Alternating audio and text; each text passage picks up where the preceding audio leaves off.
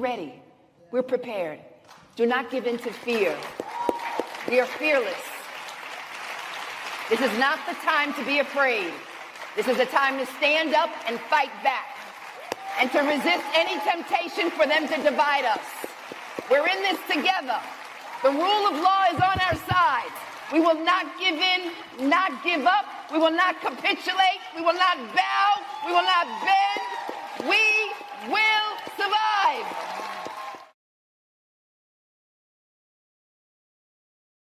I do see the tide turning as the CDC has under RFK Jr. They voted that patients must now consult a healthcare provider for COVID-19 vaccines, and they don't need a prescription now.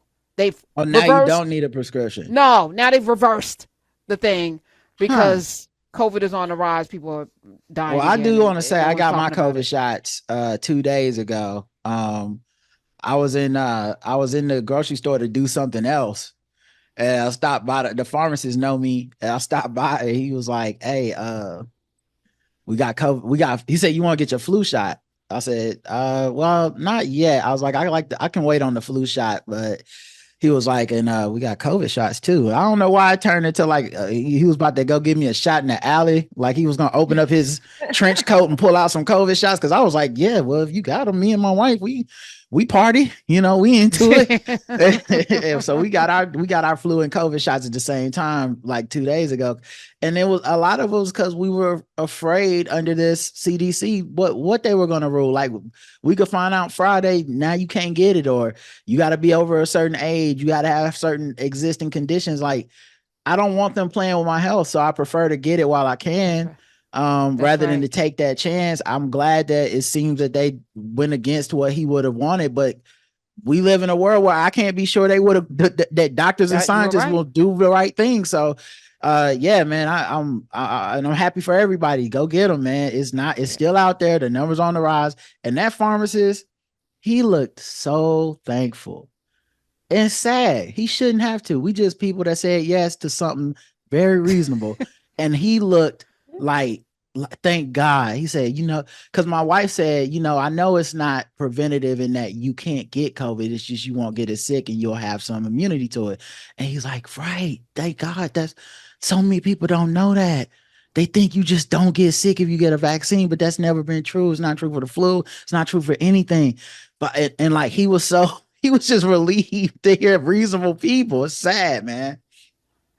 And as Smith said, also insurance coverage, because if it's not, if you can't just get it, we're in some strange times. The courts are also following through. Tramel, you got a story on the courts making a ruling?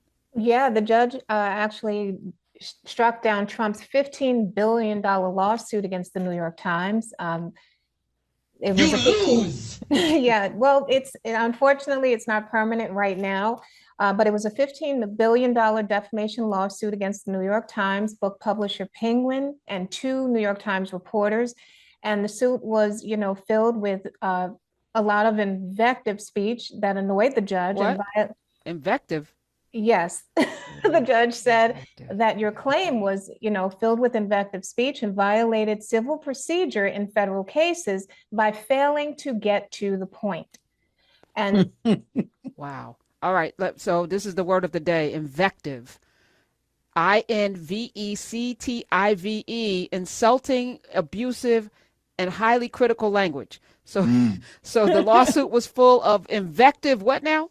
Invective language. Invective language, okay. Yes. Right. And so Judge Merriday, he cited rule number 8 of the Federal Rules of Civil Procedure, requiring a complaint be short and plain in statement of the claim. So they just went on and on. Merriday said that the claim had 2 simple counts of defamation and the complaint consumed 85 pages. He also wrote that count 1 appeared on page 80 and count 2 appeared on page 83.